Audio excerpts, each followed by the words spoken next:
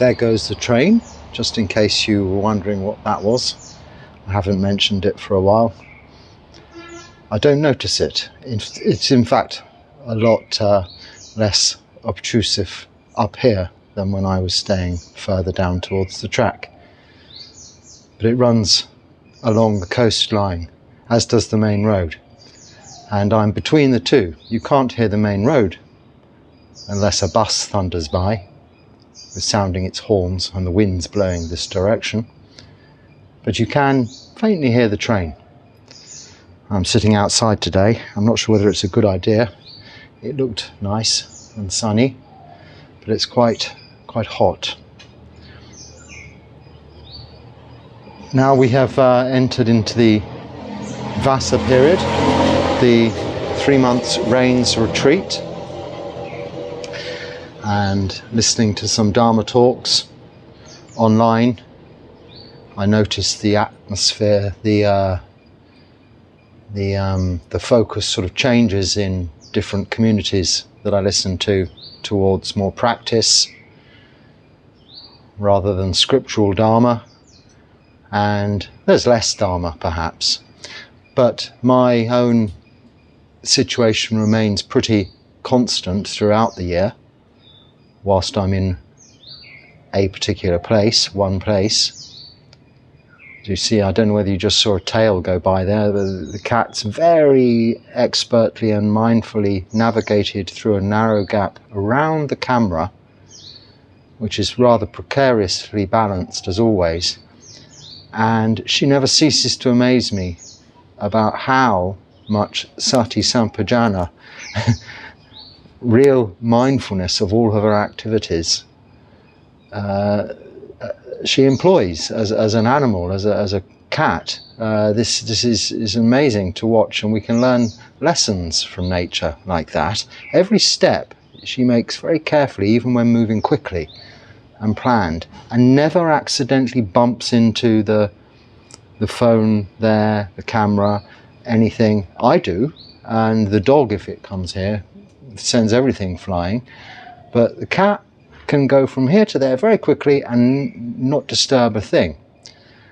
And really our aim as lay practitioners, but also especially as monks, is to not affect our surroundings, to blend in quietly and disappear, not be affecting the surroundings in any way other than, if we can, positively through the contribution of setting an example by the way we live.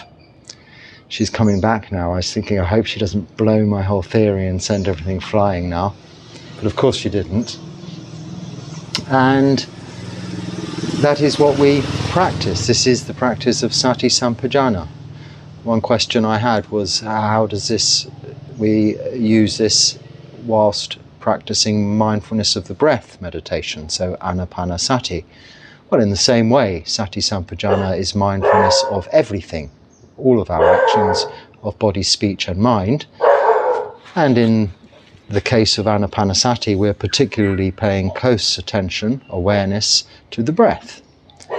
And we should be mindful that that is what we are focusing on, and that we are also mindful of ignoring other distractions that may come along during the course of that practice.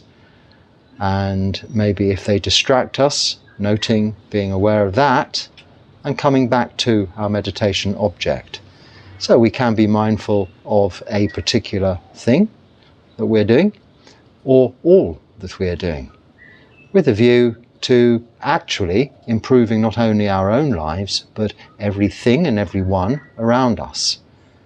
If we walk around carefully, we do less damage, we are more sensitive to the needs of nature, the little creatures beneath our feet, and that we may be disturbing by imposing upon their territory, and putting them always first, and our own needs perhaps only as requirements second, taking care of ourselves second. This isn't ignoring our own needs, it is still maintaining compassion for ourselves, but not at the cost of others. We can live very simply, very easily and unnoticeably. Certainly when I was living in the UK for 3 years, I had to become invisible. And throughout the COVID period, pandemic time, when people weren't allowed out, and I was always out because I had nowhere to go in, had to not move.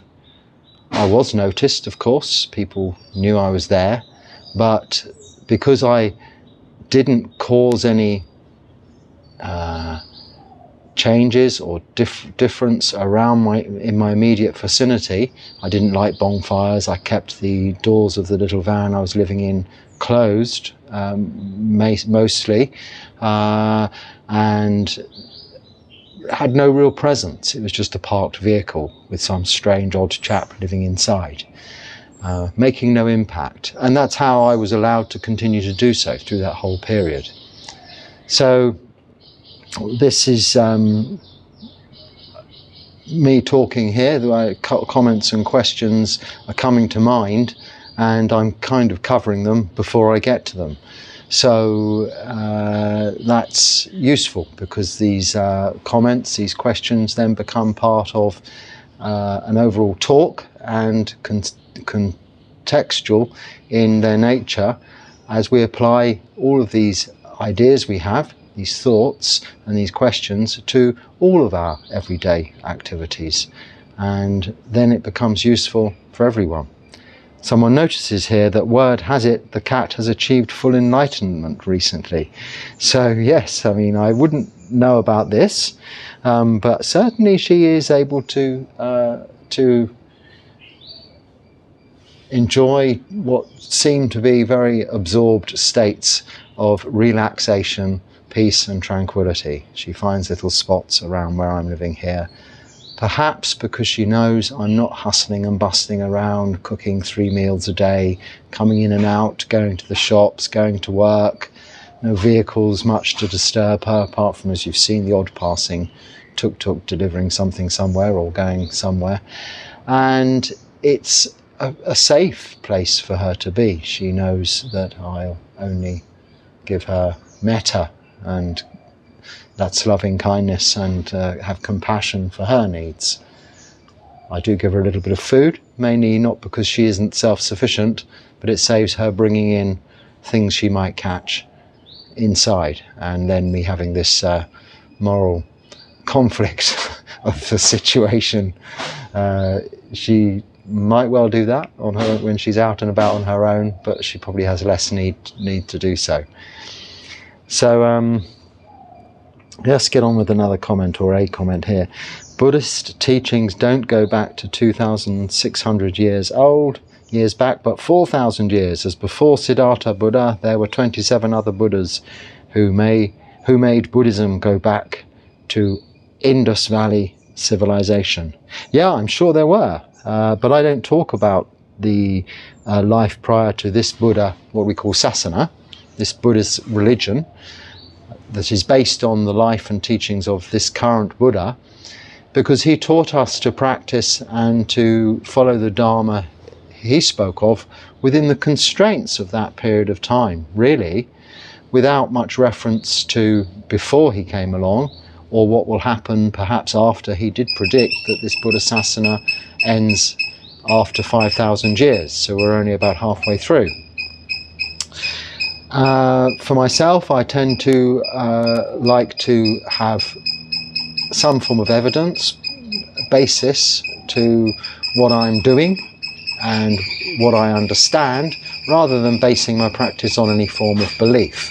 So if it isn't categorically documented and evidenced, I incline away from it, or if it doesn't form part of my own experience. And the Buddha very much taught us that we practice and we experience for ourselves the benefits of this practice. We're not to believe even himself, the Buddha, after his awakening, as to what can be attained, but to see it for ourselves and experience it for ourselves. And I think that will be coming up again in a moment in one of the following comments. But in the meantime, did the Buddha also do chantings? I read that this is something the Buddha did not do. Well, I don't think so, particularly. The chanting is really mainly reflections on the practice, and it is also the teachings, and came about as a result of the way the teachings were handed down after the Buddha's time and during the life of the Buddha, because he taught for 45 years, so there were other disciples passing on his teachings at the time during his lifetime, during his tenure, let's say, and they were passed on verbally. So the one way people can easily remember long verses of teachings is to break them into stanzas and verse, and this form has become known as chanting and continued to this day. So we have the core teachings of the Buddha in the suttas, in the paritas, and the reflections that we chant from the chanting book, which represent a lot of what you can read in the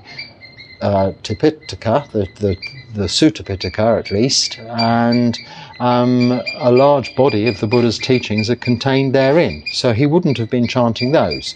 There may have been in his time, from his own cultural background, some form of incantation, chanting, that he may have practiced at some stage, but we don't read of this in the suttas, and he doesn't really speak of it.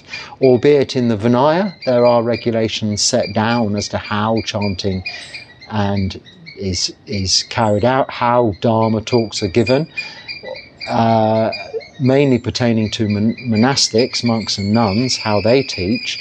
So these, of course, being laid down, all of these rules and regulations during the time of the Buddha, were based on the practical reality of being a monk or being a nun. And although we have 227 rules as monks, and nuns have 311, there are actually thousands when you look at the Vinaya Pitaka. So there are 3 books, the Vinaya Pitaka, the Sutta Pitaka and the Abhidharma Pitaka. In fact, each section, each basket, I should say, they're not books, 3 baskets contains a collection of books, so it goes on a long way. But the core teachings are in the Sutta Pitaka, the rules are in the Vinaya Pitaka, and the Abhidharma, which is more or less commentary that came afterwards, is in the 3rd basket. But the Vinaya rules were set down during the Buddha's lifetime and then remained unchanged. In there is mention of chanting and how it's done, so not too tunefully and such like. But no, he wouldn't have perhaps been chanting himself, much like, I suppose, in Christianity, Jesus didn't go around singing hymns or Christmas carols. This wouldn't have been heard of or expected. So what you read, I think, I don't know where you read it, it's mostly accurate, with the exception, I expect some monks already and lay followers would have been repeating his chanting in that form, but the Buddha himself perhaps not. So I think I'll get on with the next. Something came to mind then, but I think it's coming up again later. I hope you are doing well. Yes, thank you, I'm doing well. What type of object do you use for sleeping? Is it only a mat or something else as well? I ask this because I want to start sleeping on the floor. However, I don't know what to use. Perhaps rolling a mattress might suffice. Thank you. So I didn't use anything, I just sleep on the floor. So much like this cat or a dog lays on the floor, goes to sleep, maybe rests your head on your arm. But resting your head on your arm can give you a bit of shoulder difficulty and neck ache, and your arm isn't very comfortable. So I use my outer robe, which we rarely wear. It's double thickness. It's always folded up in a certain way, neatly. We have a prescribed manner to which we fold it for practical reasons, to keep it nice and flat and smoothed and protected. And that also services as a very good pillow. So my robe, my normal robe, my upper robe, gets laid on the floor lengthways. I lay on that. It is on a grass mat. It's not straight like this piece of cloth here, nothing thicker than that, but one of these grass mats on the concrete, just to protect the robe really. And then I lay on the robe and wrap the robe around me if I need cover, and rest my head on the sangati. That's all I need.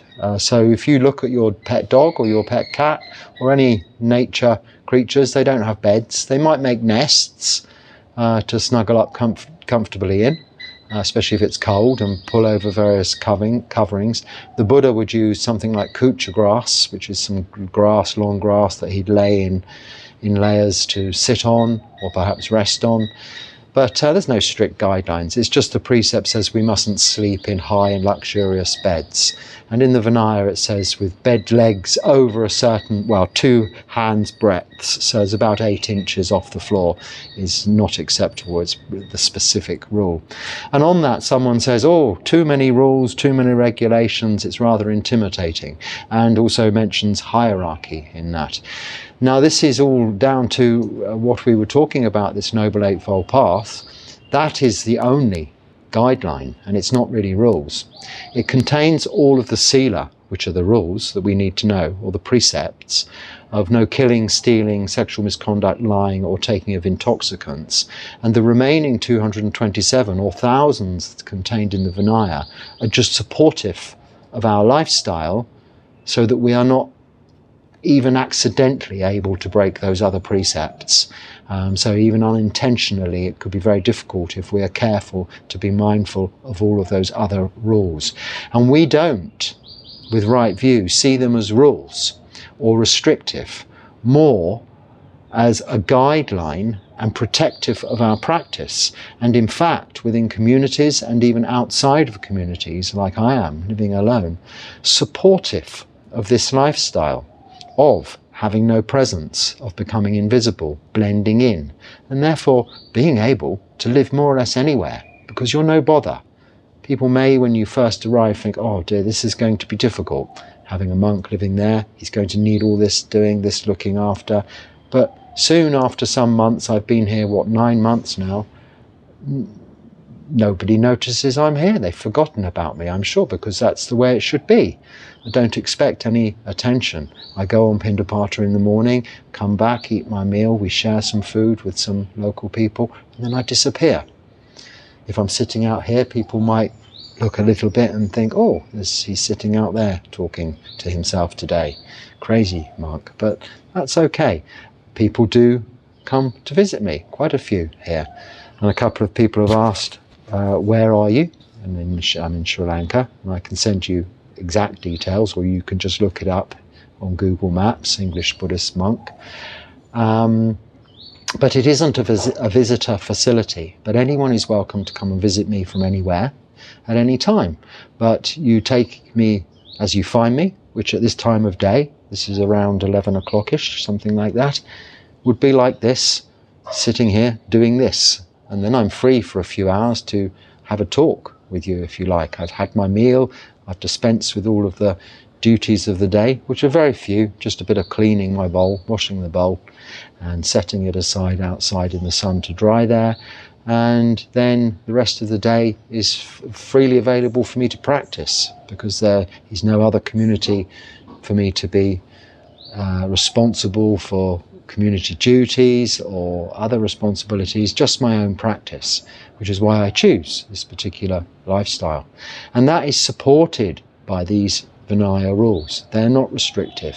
And as far as hierarchy is concerned, well, there is not such a hierarchy. It was determined in these rules and by the Buddha that it's purely based not on attainment, not on your age, but on the number of years you've been a monk.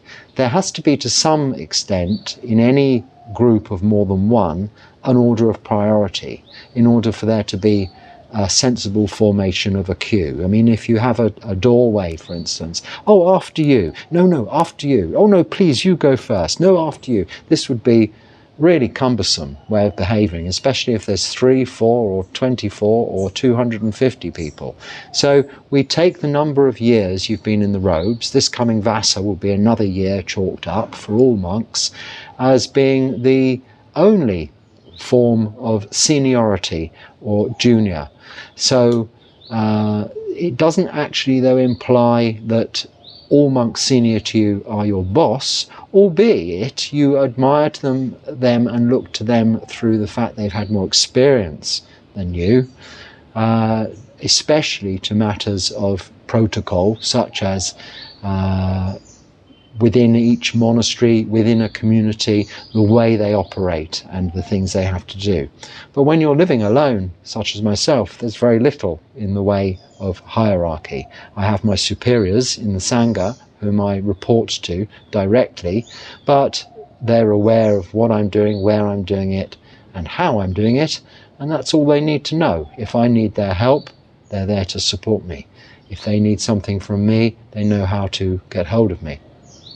So you will see in any organisation, not just in organised religions, but there does naturally, through humanity's natural tendency towards complication, there will always become this hierarchical development. It does happen. You see it in all forms of organisation. So yes, you might see this in Buddhist, large Buddhist communities, groups, at temples, and it may look very much like that. But the actual underlying feeling is not like that, usually speaking. Certainly the senior monks do have nothing but metta, karuna, mudita and upekkha, but certainly the first three, loving kindness, compassion and joy for others, directed towards anyone that they can help, though therefore their juniors or their peer group, but also their seniors, and it's mutual. We seek forgiveness from our senior monks, but in return, not in return, but as a matter of course, when we ask forgiveness for any mistakes we may have made through body, speech and mind of our senior monastics, and you also, please, they ask us to forgive them for any mistakes they may have made through body, speech and mind also. So it is it's a two-way thing, it's mutual. So there isn't too much to worry about in regards to rules. They're there to help you, not restrict you. Now, if you don't want to practice the Noble Eightfold Path, you want to go out drinking, going to nightclubs, having many, doing the sort of hedonistic, materialistic, fun way of existence, albeit you're not understanding the impermanence of that and all of the downsides of that, but anyone can do that. But if they want to follow the Noble Eightfold Path, there are guidelines as to how we can do that and enjoy it more than we do those seemingly rule-less environments we can find ourselves in. But all of those seemingly rule-less environments that we can find ourselves in have their own state of hierarchical conditions. There are people who are admired, fame and fortune, and people who are not, and renegated and unappreciated. There are people with money. Money is the main rule that fuels a lot of that. Without any money, you don't have much fun in those types of life. That's the boss of all things. If you've got unlimited resources even, you still may be not liked. You may have people whom disagree with you. You may have all kinds of issues. Wherever you go, there is that. But certainly within the realms or the parameters of the Noble Eightfold Path, there is none of that. Everything and everyone is there to support you as you are to support them. It's a very mutually beneficial, interdependent relationship with all beings, not just humans and not just monks, but with all beings, members of humanity and all beings surrounding us. We all help each other.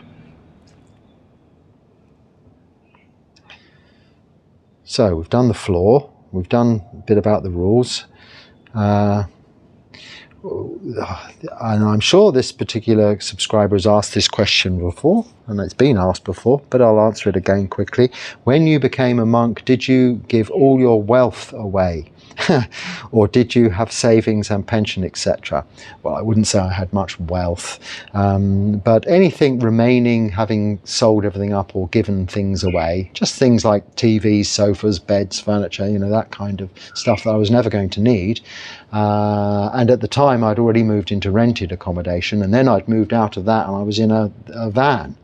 That had to be dealt with and sold, or it was actually scrapped in the end because it was a very old thing. But even the money from that, we do, if you're in the UK, you have some kind of pension, more than likely, which you could say is money and savings, but you can't access it, you see. This is the thing. So we're not allowed to handle money. That's the rules. So with regards to any savings of that nature I had, or any money residual, it went into what we call just a trust, so that somebody whom can be responsible, if there was an emergency and I needed to be flown back to the UK tomorrow or something like that, rather than that responsibility being incumbent on the Sangha or any individuals whom would care for me locally, it's like, if you like, we can't have insurance because we don't pay anything out like regular premiums for such things as health insurance, but there are funds available, but they're in what you call trust. So much like any pension money that is there for, I wouldn't get the state pension, for instance, from the government for another 10 years yet, and any personal pensions or savings that might be available to me in the future remain in those funds. And we're going to be talking about what happens when monks die in a second, so I can sort of interweave these two comments. Of course, when I die, then my beneficiaries would be my next of kin, who would be probably, by the time I die, or even if I died now, I don't know how it works, I don't think about these things, but probably be my children, my sons. I have 3 sons, but they're adults and they have instructions to deal with there's nothing to deal with, nothing much to deal with, but to make sure that nobody has any problems. So I wouldn't want people to have to worry about because it's quite expensive to fly a body back from another country, and I don't think it's all that easy just to have yourself thrown in the sea or cremated in a foreign country. So these practical arrangements have to be dealt with. Much like when I have to go somewhere or renew a visa or get a flight, then these funds are available for that. So I don't use money or have access to money. And when people kindly send donations to me via this, which they do, they go into the same fund, which is only my old accounts and things, but are accessible, for instance, for if people need something here paying for, that would be unfair to expect them to dip into their own pockets. So Sangha Dana, we call it, that kind of contribution, those sort of bits of money that come in after you become a monk, because it does happen, either goes to the Sangha where you're living, or it's held by, what do we call them? A kapia is like Gamini, you've seen from time to time, who drives me around. He can go and buy some, if we had to pay for some medicine or something like that, special medicine, he can go to the pharmacy with some cash and buy that on my behalf or for me. If anything else can be arranged by people all around the world these days online, so I don't have to get involved. So when you become a monk, do you give it all away? In a way, most things, yes, but you can leave something in trust for the future, for a rainy day. But you don't have to. There's no need to. But you could find yourself becoming then a liability for others. And back to what I was saying about making no impression, the last thing you want to do is be a liability on others. So if I died here now, that would be an issue for the people around here. It'd be a problem. But it wouldn't, because hopefully they would contact someone who knows me, whom would say, oh, you need to speak to this person, who speaks to that person, and then they would come or they would arrange for my body to be taken somewhere. Which brings me on to that question. I haven't got it in front of me, but I can remember it. I ought to read it though, because it's well, it goes into some detail about Theravada funerals and different traditions, and after a monk dies, it really doesn't matter what happens to our body. So whatever you've seen culturally and in different traditions, and whether it's the culture or what happens in the country, or whether it's part of the school of Buddhism you're referring to, from my own point of view, it doesn't matter. After I die, it doesn't matter, as long as it doesn't become a problem for someone else. So if it's acceptable for me to be taken to the nearest place to be cremated or burnt, or even they can make a fire just there behind me. We burn a lot of trees and wood there every day, or the people living around do that, keeping this forest nice and clear. They can just throw me on there, that's fine, and sweep the ashes in with all of the rest. It doesn't matter. This body is just elements. It's just earth, solidity, water, liquidity, gaseous sort of air and gases, fire, temperature, and that's it. The rest of it is space, and it's our consciousness, our awareness, our citta that we're concerned with. And our activity, our practice, is the purification of that, the abandonment, the erosion of kilesas, the defilements of greed, hatred and delusion, which hopefully is what gets us free from the ties to being reborn into another one of these bodies, which from the beginning you get it, is just causing you suffering, as we've come to understand, and creates the need to distract ourselves from suffering through these desires. And this, in the practice, is what we're looking to become free from suffering by the recognition of the cause of that suffering. And only then we see the end of suffering. And the end of suffering is reached by following the Noble Eightfold Path. So it all goes around in a big circle. Birth, life, death. There's always aging, sickness and death. We'll be parted from those that we love as they will be parted from us. And as far as, money, pensions, savings, none of that's important at all. All I need is what I need for this day. I've had my food for today. I have some robes. I'm not wearing all my robes because I've just hung one up to dry a bit. So it's enough and sufficient to live another 24 hours, to be able to practice, to share a little bit of Dharma with yourselves.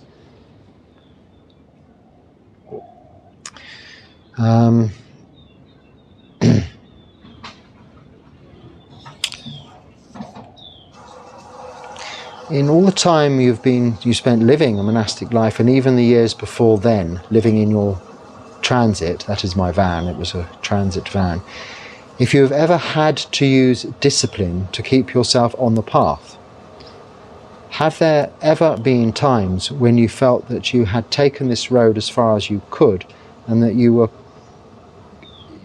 contemplated putting aside meditation or even monasticism, and if so, how much will did it take to stay the course, as it were? So with regards to discipline and sticking with the Noble Eightfold Path, this applies to everybody. So we have to employ some kind of, we don't really call it discipline. It's, in the Noble Eightfold Path, it's samavaya, right effort. I think that's right.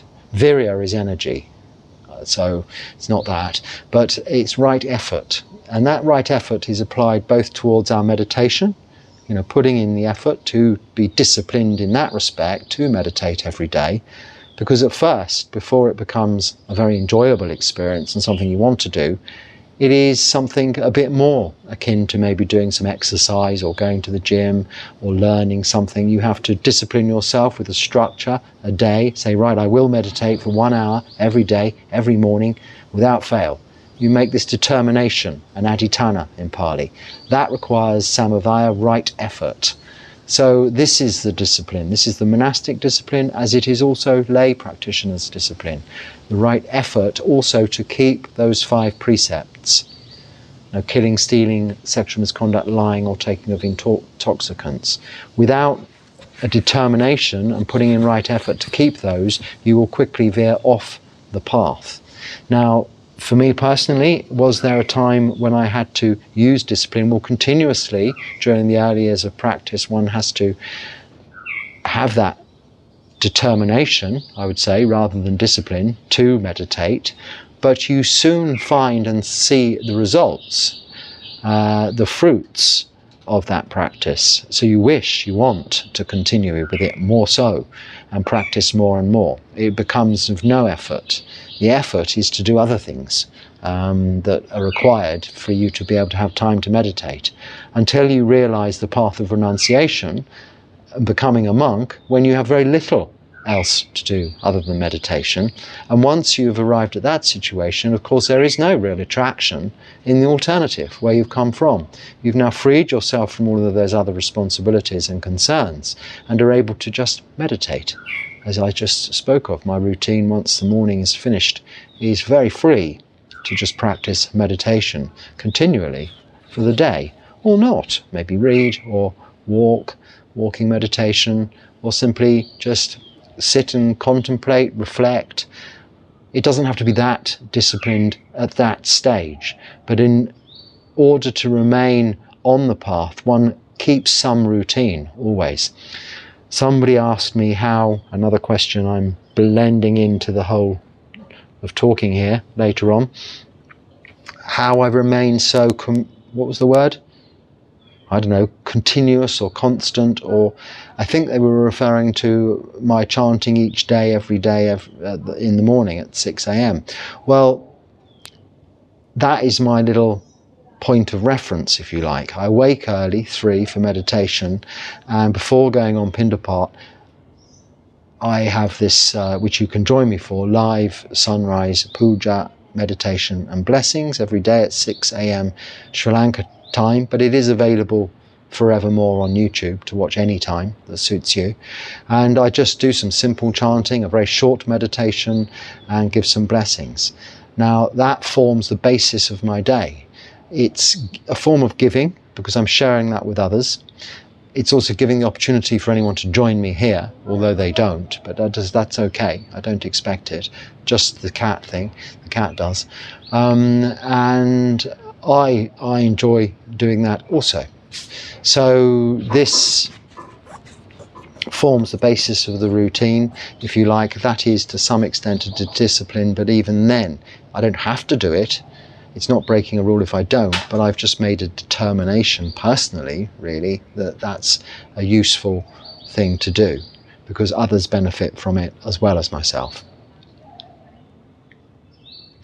So, someone now is referring to arahants, that there have been them historically, many more if you read the suttas, and then more recently in the last 100, 200 years, not so many, but they get mentioned after they've died. Are there records of these? Is this proven? Blah, blah, blah.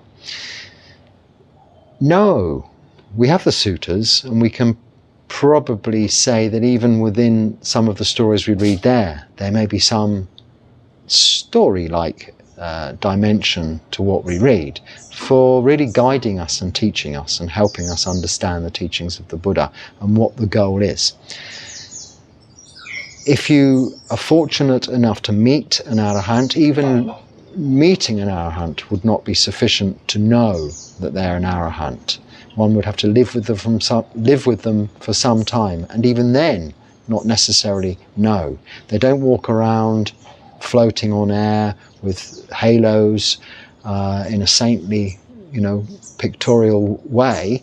And as far as documentation, records, there is nothing like this on paper, or should there be? It's not necessary. We only need to be concerned with our own practice, our own level of attainment, no one else's. Our teachers also must be representative of what you've come to understand the Dharma, the Buddhist teachings, living on the Noble Eightfold Path should be and means to you. They must be living that example of sila, moral virtue, of meditation, practicing samadhi, meditation, and have developed wholesome mind states, eradicating unwholesome mind states, themselves moving on the path towards freedom from suffering in this lifetime by way of a good example to you. But some might be just very scripturally intellectual, have a very good knowledge of the scriptures, the word of the Buddha himself, and even maybe not practitioners as such, but able to pass that information very effectively on to others. But there's no better way of learning than by example of others and seeing the fruits of their practice firsthand, but also benefiting and seeing the fruits of your own practice for yourself. So it isn't necessary to concern ourselves about how many arahants of the past, why there were more then than there are now, is it really true that there are them today? These are not important. We know from what the Buddha's taught us that we can become free from suffering in this lifetime, and that is what we practice to attain to, freedom from suffering in this lifetime. The eradication of greed, hatred and delusion, lobha, dosa, moha in the Pali.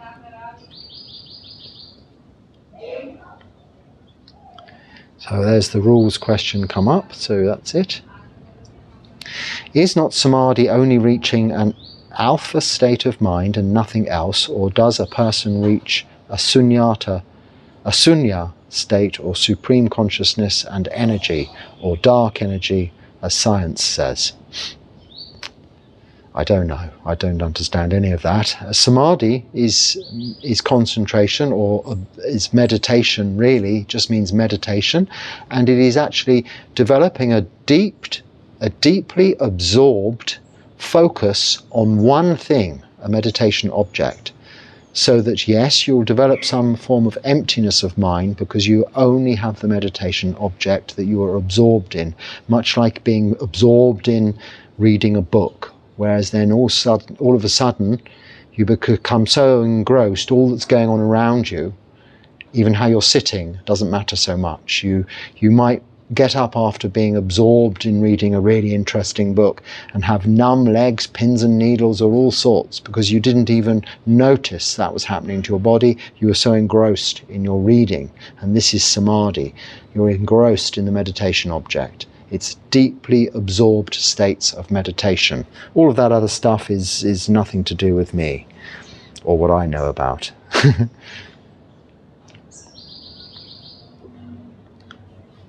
And can I tell, you're from India, can I tell something about my previous journey before becoming a monk? So there's links I've sent you. So if you read the description of any of these videos, that's all the description is. It's a very short biographical description, really, of what I'm doing here, how I got here, where I'm from. All that's necessary for you to know. That's all that's necessary for me to remember.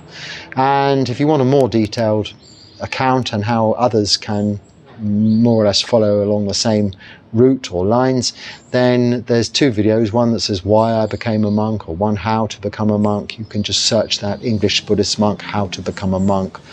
They both come up, and that's all there, so I won't go into more detail about that so much. How are you so consistent? That's we've just spoken of, isn't it? So I'm not particularly consistent, I just have a routine. And each and every day my routine is the same. Waking up 3 a.m, meditation, chanting at 6, Pindapata 6:30, eating 8:30, cleaning, sitting down doing this. Freedom for the rest of the day. Some people visit, and as I said just a moment ago, anyone is welcome to visit. But it's not a visitor-orientated place. There's no facilities even. There's not even a toilet. If you need the loo, you just have to find a tree. Because the setup here is not geared, it's not a meditation center. It's not a practical place, but there's plenty of facilities in the town and surrounding areas. So if you're here anyway and you're passing through, visitors, as they do, are always very welcome. But you're visiting a monk, so we don't extend much in the way of hospitality, because there are rules preventing us to do so. We don't sort of put out the red carpets because you've come from the other side of the world, but you won't find that in any Buddhist monastery, because you're visiting to just, show say hi. Some people say come to pay respects, but you're paying respects to the Sangha. The Buddha firstly, the Dharma and the Sangha. And you may wish to ask me something about meditation, we can talk, and that's very nice to do so here. So people do, and anyone can. You look like a Theravada monk. Do you use practice from other systems, or are you more a Pali Canon purist? Also, just briefly, how is it working for you? I'm more of a Vajrayana guy. I need pictures. I don't do a lot of reading. Okay, so I don't do a lot of reading anymore, and I wouldn't consider myself a Pali Canon purist, but I will say that I don't consider anything outside of the Sutta Pitaka, the suttas and the Vinaya, so the word of the Buddha, to be of much interest to me or practical use. So in that sense, the limited knowledge I have of the suttas and the Vinaya, I will say limited because I don't know it as fully as many, is enough for me to practice, and that's all I need. So in that respect, being as it's the Pali Canon, I would be considered a Theravada monk. What I look like is irrelevant. I wear these colour robes because they come from Thailand, which is where I really got my grounding in the practice and where I've spent a lot of time. So they were offered to me from people I know there, and that is also the tradition, the school of my home country's monasteries where I visit or stay at if I'm there, and the traditional background that I am from. Albeit my Ordination monastery in India is Theravada, but you'll see is more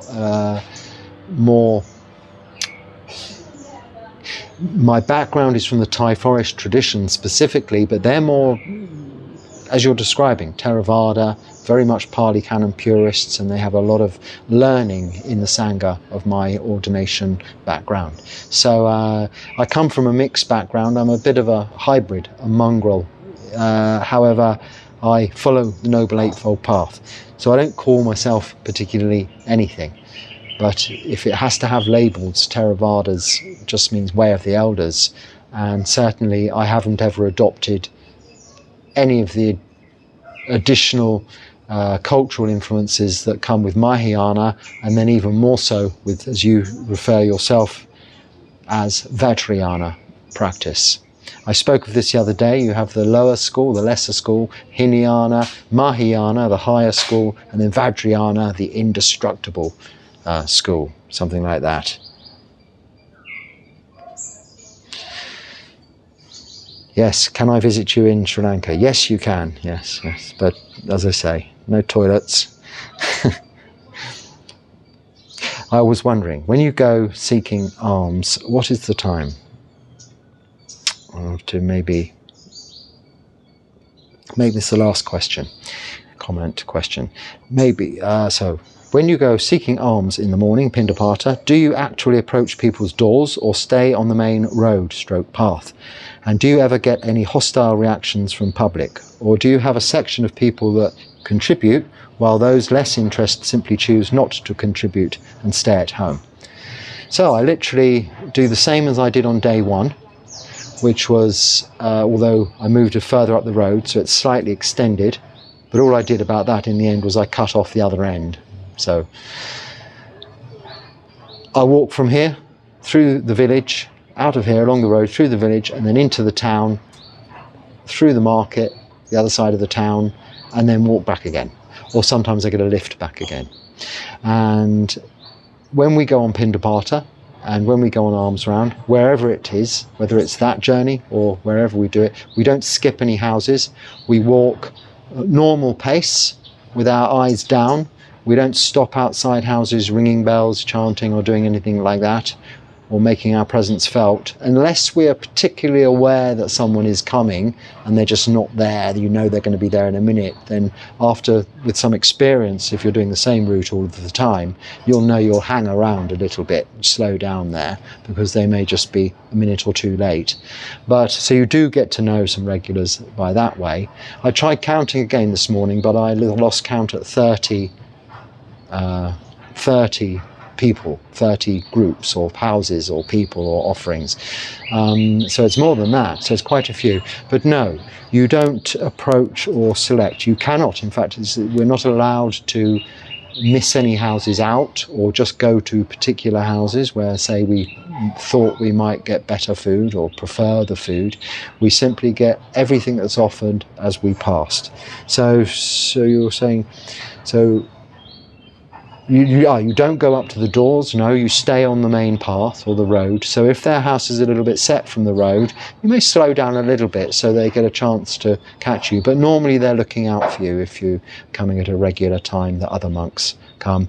But with me, I've had to kind of establish that. But I mean, it was in the first day I was overwhelmed with dana, with people offering food. And then word had got round already then, and there were people waiting, and there are to this day, and it changes, different faces each day, but you have some that are there every day, some that every other.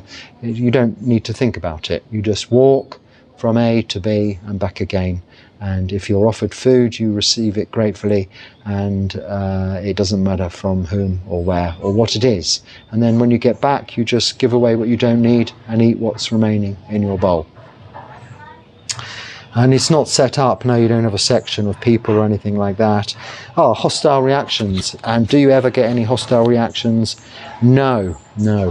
I can only say that. I can't even say what I'd do if I did have them, because I've never, in all of the time I've been doing this, I've been going on Pindapata for longer than I've been a monk, because I used to go with other monks, helping them. And so that's I've been doing since, well, I don't know, over 10 years or so. So that's... I've never witnessed anything hostile on that, even from animals, even on Pindapata. I've walked at night time and had hostile, wild dogs, or what do you call them, stray dogs and things like that. But as far as people are concerned, no, never. And I've walked also through many different areas. I've been in other countries. In India, there were no Buddhist areas to walk through. I'd go through the Catholic section, the Muslim section, and the Hindu section, and variants on those religions as well, because they're quite the town was divided into where people live. They're segregated, if you like. I think it's just naturally, it's not an official thing, just naturally people like to live in together. Kalyanamita, if you're Muslim you want to live with a load of other Muslims, Hindu, a load of other Hindus, Catholic, a load of other Catholics. It's just natural. And families also, they're of the same religion, so they grow in the same areas. It's much like that here. And I've never experienced either when I go into the other, when I'm walking through from here, from the Buddhist part I go a little bit into the Muslim area. I often go through that part of town, and never any, it makes no difference. They're just as generous there as they are anywhere. It's not a thing. You are a samana. You're someone who's practicing their religion and require sustenance, food. And most people of all faiths are happy to support that. I'm very happy to say. And on that note, I should leave it. I think we've spoken for some time. Tomorrow I'll continue with this in this relaxed fashion, which I rather enjoy. I appreciate your feedback. If I offend anybody by being too relaxed or not official enough, not religious enough, then let me know. But I'm just human, and hoping to share my experience of living this life through this next 3 months where I can't go anywhere, mustn't go anywhere, stay in this place, which was the intention anyway, with just the practice as my intention, and also to continue sharing this experience with you. If it's useful, please do use it. If not, then just let it go, forget about it, but join me again. And until then, be happy and stay well. Sukhi Hotu. Right.